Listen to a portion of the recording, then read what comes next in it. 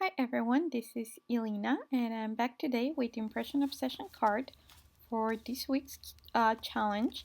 And the challenge is not so many blues in a way to make a blue card. So I'm using the watercolor flowers clear stamp set and I'm using this outline flower and I'll be doing a bunch of masking. So I'm using my MISTI and creative corners to stamp and do the masking, but first I'm just inking this flower and stamping it onto some masking tape.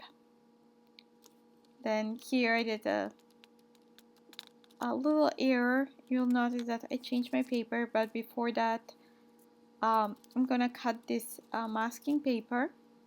The mistake I did was that the ink wasn't dry, and when I was trying to position the masking paper, it kind of pulled up some from the ink, and then when I put it back on, it kind of made an impression, so I had a little bit smeared image. So I'm doing stamping it again, and then making sure my image is dry. So I'm quickly heat setting it before I apply the mask. Then I'm putting it back in my MISTI. Applying this mask first, I kind of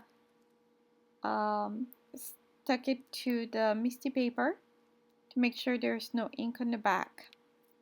So now that I have masked that flower, I'm gonna position my stamp on top of it and stamp that one. And between each stamping, I'm making sure that my stamp is clear, so when I position it, it doesn't leave marks. Even though it does, if you just leave it there and pick it up with your MISTI lid, the image will be exactly on the same place. I was just afraid that I may move the image, the stamp, and then causing to have a smeared image. So I'm stamping around. Now that I'm done with that, I'll heat set that one, those images, and I'm gonna put it back in my MISTI in a second to stamp onto the side. So here I'm using the creative corner so I can stamp off the page on both sides. So I'm using it in the top corner, top right corner, because I'm stamping on the bottom left corner. So here is one more, and then I'll move that one on the left.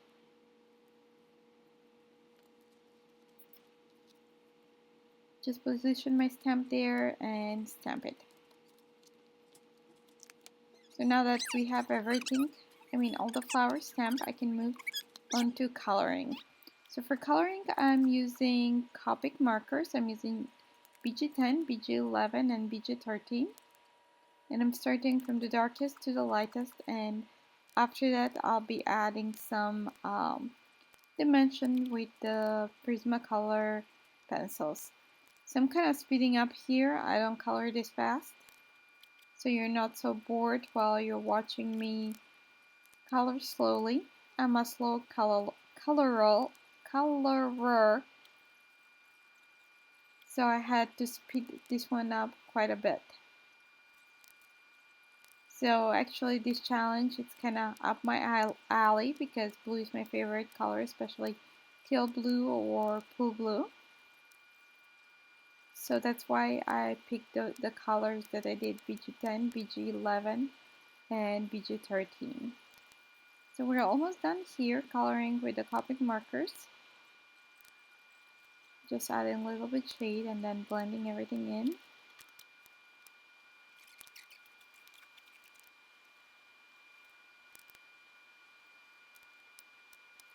So we are almost done here.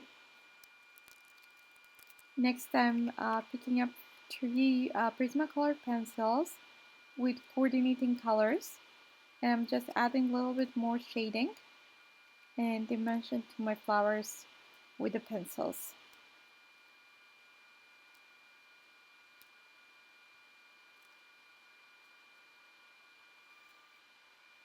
So I'm just applying first the darkest, then the medium tone, and then kind of blending everything outwards with the lightest one. I'm just doing this one on the bottom. And I'm blending everything in.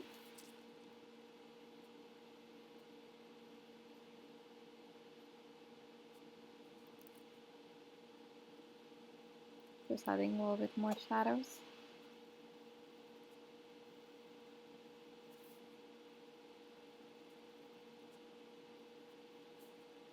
So when you do this kind of coloring, you need a lot of patience. So and it's usually time consuming, but it's very, very relaxing. So it's kind of sort of therapy. No, I mean they're calling it color therapy. So it kind of calms the nerves and lets you relax and enjoy some coloring. So I'm almost done there. Just adding a little bit more details and shadows in this one.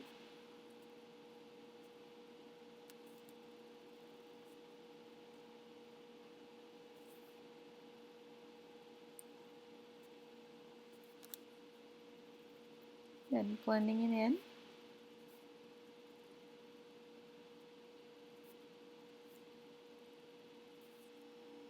So now I'm taking an eraser.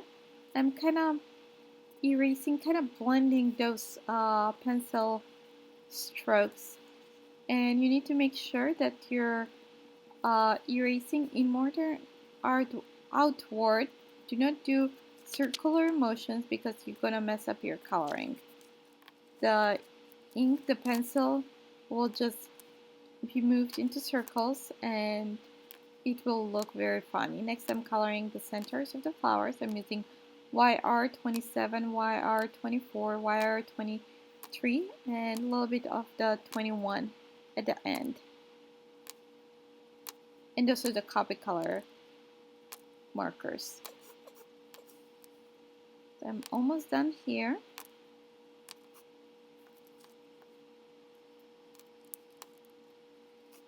And then I'll go with Copic multi-liner to add a little bit dots around the centers of the flower. To add a little bit more dimension and depth onto our stem panel.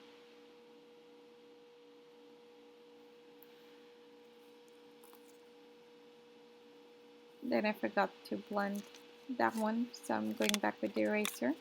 Next, I'm just trimming my panel down to 3 3/4 by 5.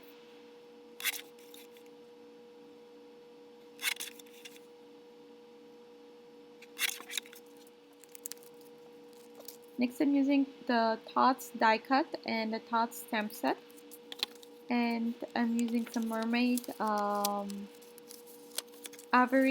Avery L, but Muse Studio cardstock. Really like because it's white on one side, so you don't need to worry writing your card with white gel pen, but you can write with any kind of pen you like. Next, I cut the die cut dots from black cardstock, and before that I applied stick it adhesive on the back, so this way I can just stick it onto my card without worrying about applying adhesive. Next, I'm going back in my MISTI and stamping that Think Happy. Just need to make sure that it's straight. And I'm using VersaFine Onyx Black ink to stamp that Think Happy. So we have the whole sentiment Think Happy thoughts. Next, what I'll do is just add some adhesive on the back of my panel and adhere the fun foam layer, and then I'm applying adhesive onto my card base and adhering again the whole layer to complete the card. Next, I'm just positioning some sequins where I want them to be for a finishing detail on my card, and I'm using multi-matte medium adhesive to adhere the sequins. I'm using micro tip applicators for it. So next I'm positioning them with help of the tweezers, and we're done here. So here's the final card. Thanks for watching and see you soon in another video. Bye!